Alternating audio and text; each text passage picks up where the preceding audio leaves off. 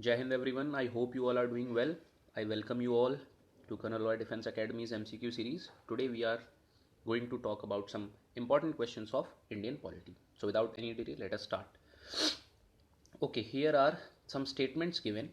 Okay, and it is saying consider the following statements. Fine. Okay, so let us consider the following statements. First statement is saying gave recognition to portfolio system. Okay. Second statement is Bombay and Madras were restored with their powers. So it is talking about decentralization. Fine. Next is empowered the viceroy to issue ordinances. So Viceroy was given the power to issue ordinances. It is asking for that thing. Okay. So let me just tell you that ordinance making power of the president is given in Article 123. Just remember this thing. Now it is saying choose the correct answer. A option is saying 1 and 2 are related with Council Act of 1861, which is correct. 1 and 2 are related with the Councils Act of 1861. Let us move further. 1, 2 and 3 are related with the Councils Act of 1861. Yes. All three were the provisions of the Indian Councils Act of 1861. So option B is the correct option. Let us discuss other options as well. Only 2 and 3 are related with Act of 1892. No, 1892 no. 1892 was famous for budget. Okay. Option D is saying 1 is related with Act of 1861. 2 and 3 are related with Act of 1909. No, it's not so. 1909 was totally a different thing, which was Morley Minto reforms. So this was the first question. Next question is consider the following statements about Councils Act of 1909. So let me first tell you some important points about this. 1909, it was also called as Morley Minto reforms. Okay, Morley Minto reforms. Remember this thing. Lord Morley was the Secretary of State for India and Minto was the Viceroy of India. Okay, remember this thing. It is famous to give communal electorate to Muslims. Okay, separate electorate to Muslims. It was famous for that. Okay, let us see what is given. First time an Indian joined the Executive Council of the Viceroy. Yes, it is the correct option.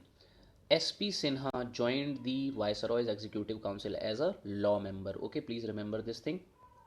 Law member. He joined as a law member. Okay, so this is correct. Number of members of Central Legislative Council was increased from 16 to 60. Yes, this is also the correct option. So both 1 and 2 here becomes the correct answer. Okay. Next question. Government of India Act 1919 had which of the following provisions? Okay, remember this thing. Whenever you have such questions, okay, always remember that you need to focus on the term not, whether it is given or not.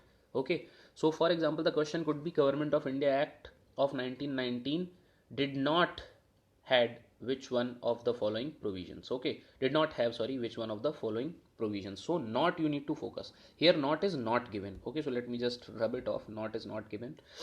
So it is saying that which, basically it is saying that which of the following has the feature under Government of India Act of 1919. So let me tell you something about this act also. This was called as Montagu-Chelmsford reforms. Okay, Montagu-Chelmsford reforms, in short Montford reforms.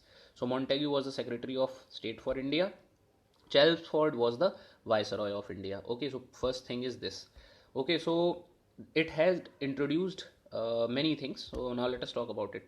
Introduced diarchy at the center. Okay, created the office of Secretary of State of India. Okay, extended communal representation to depressed classes. Okay, separated provincial budget from the central budget. So the correct option is D. Why? Diarchy at the center was introduced by Government of India Act of 1935. Remember this thing. Created the office of Secretary for State of India. This was done by Government of India Act of 1958. Okay. Next is extended communal representation to depressed classes. This was also done by Government of India Act of 1935, not by this act. Next question is consider the following statements. Again, you have to read the following statements. First one is demand for the constitution was accepted by August of 1914. Correct statement. Okay. Second is Muslim League accepted the Cripps mission. No, Muslim League had boycotted or rejected it. Cabinet mission came in 1946. Yes, it is correct. So 1 and 3 are correct. So option A would be correct.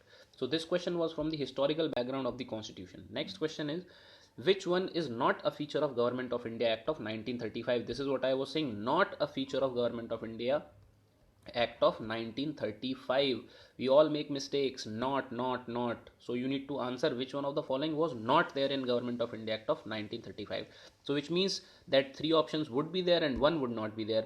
High Commissioner for India in London, Provincial Autonomy, All India Federation, Diarchy at the center. All these three, B, C and D, were the features of Government of India Act of 1935, and so it means that High Commissioner for India in London, this was not the feature of Government of India Act of 1935. And remember, 1935 Government of India Act is very important. It has given the structure for our constitution. Okay, now let us talk about the part 9b of the constitution. So the question is, which constitutional amendment act added part 9b in the constitution, which goes for cooperative societies in the constitution? So you need to remember the amendments, the important amendments of the constitution. Okay, so the answer over here is the 97th constitutional amendment act. Okay, so please make sure that you remember this thing, part 9b. It was added by 97th constitutional amendment act, and it has the provisions regarding the cooperative societies. Okay, next question is match the following. So you need to match the following. So in match the following, if you have some idea, then it becomes easier for you to get the answer. For example, here let us look at the option D, Act of Indian Independence, which means India is getting independence. Now obviously it would abolish the office of Viceroy, because Viceroy, the meaning of Viceroy was the representative of the crown. So India is independent now, so we don't need any representative of the crown now. So D would be 1, this abolished office of Viceroy. Now Simon Commission had given the recommendation to abolish diarchy. So this becomes this. Government of India Act established the RBI, Government of India Act of 1935, and communal award is related with the reservation to depressed classes. Okay, so what would be the final answer that we would have? Simon Commission abolished diarchy. So Simon Commission is related with abolition of diarchy. Let me make it once more for you. Government of India Act of 1935 established RBI.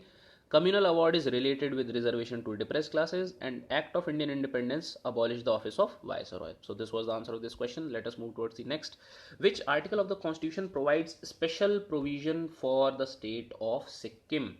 So you all must be friendly with this term, Article 370. Now you must be imagining why I'm talking about Article 370.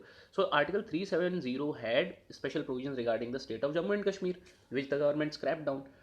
Now we have so Article 371 also says that there would be special provision. So 371 is about special provision for the states of Maharashtra and Gujarat. In the same manner, we have been given some questions, some options. So let us discuss all of them one by one. 371B. So remember, 371B is related with the state of Assam. Okay. Now, how many of you can tell me that which animal is famous for Assam, and which national park is located in the state of Assam? So B is for Assam. In the same manner, C is for the state of Manipur. Okay, remember Manipur. Now how many of you can give me the name of famous sports persons from the state of Manipur? Okay, so 371C is for the state of Manipur. Please remember this. 371E. Okay, 371E was regarding the establishment of a central university. I'm writing CU in the state of Andhra Pradesh. So it is related with the state of Andhra Pradesh. Okay, now which option is left? So we have eliminated first three options, and for Sikkim, obviously the answer now becomes 371F. D is for the state of Sikkim. Okay. Next question is, which of the following is not a subject matter of concurrent list? So let me just tell you one thing. There we have union list, state list, and concurrent list. So it is given in 7th schedule. Under normal circumstances, state has exclusive rights to make laws on the subjects mentioned in the state list. Under normal circumstances, because whenever the emergency is there, or whenever Rajya Sabha passes a resolution, or whenever two or more state request the center, then union can also, which means parliament can also make laws. So please remember 7th schedule, 3 list, and here the correct option is gas and gas work, because again remember not is given.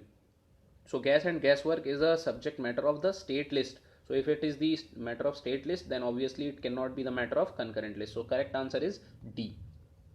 Next question is, how much days in a week are allotted for half an hour discussion? So half an hour discussion have been dealt under the topic, you can say, devices of parliamentary proceedings. Okay, and the correct option here is 3. So maximum 3 days can be allotted for half an hour discussion, which is meant to discuss a matter of sufficient public importance.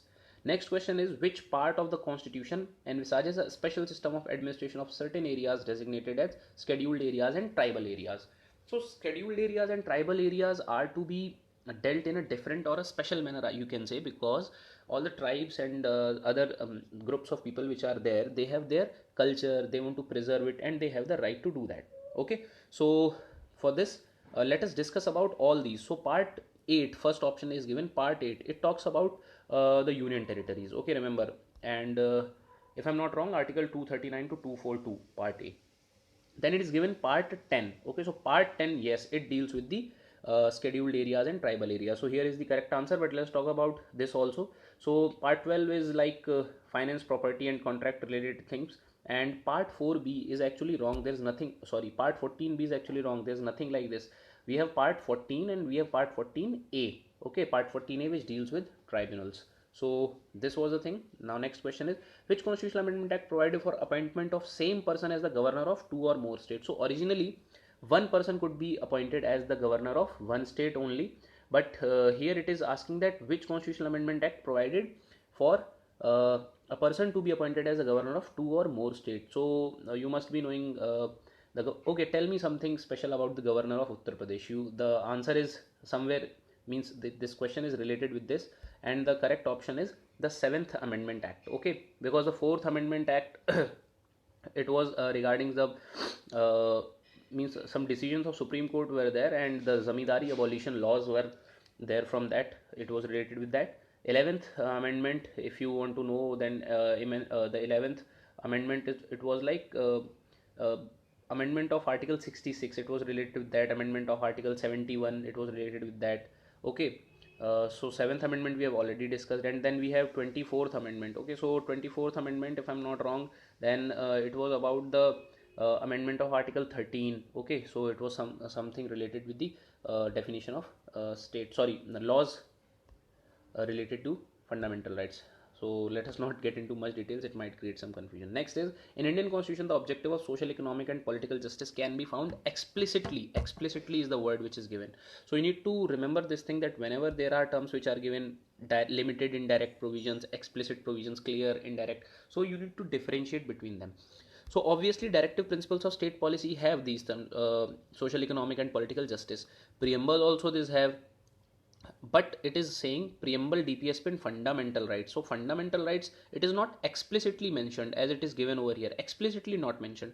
So the correct option here would become directive principles of state policy and preamble. So both preamble and DPSP would become the correct option, D. Okay, now let us move towards the next question. What could be the possible reasons for a democracy being the most prevalent and better than other forms of government? Okay, so it is like a very analytical type of question. It ensures better and efficient decision making. Yes, it ensures, but not you cannot say that monarchy cannot have better and efficient decision making. They might have. It extracts accountability from the government. Yes, it becomes the correct answer, because you must have seen ministers being questioned in the parliament. So it holds them accountable, it holds them responsible and ask questions.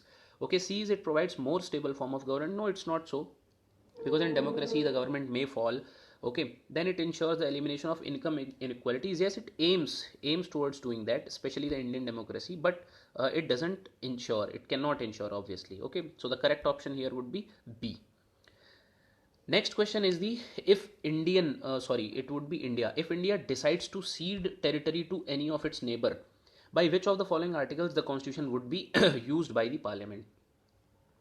Following articles of the constitution would be used. Now remember this thing, article 2, it deals with external adjustment of the territory. For example, if tomorrow we occupy Sindh Baluchistan area of Pakistan, okay, I hope you all are feeling happy about it. So for example, we occupy this area, then it would be dealt under article 2.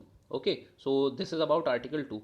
So article 2 is external adjustment or establishing new states or territories in the Union of India. Article 3 is about internal adjustment. Internal adjustment, for example, changing the name of any state, or reducing the boundary or increasing the boundary or giving or doing something else with the name and area of the states. Article 2, and obviously, so they, none of these articles are talking about ceding the territory. Cede means to give. Okay, so obviously all the three options would be wrong, and the correct option is article 368. Now what is article 368? It is about the amendment of the constitution, and under this article we have two types of amendment. So in first case you need special majority of the parliament, and in the second case you need special majority of the parliament plus approval of more than half of the states. So remember, if we have to give our territory, then we need to amend the constitution under article 368. And now your homework is, what was 100th constitutional amendment act? So that was all about today's session. Please stay connected, keep practicing. Thank you so much, and keep yourself motivated, because you are the warriors of the nation. Jai Hind everyone, take care and keep smiling.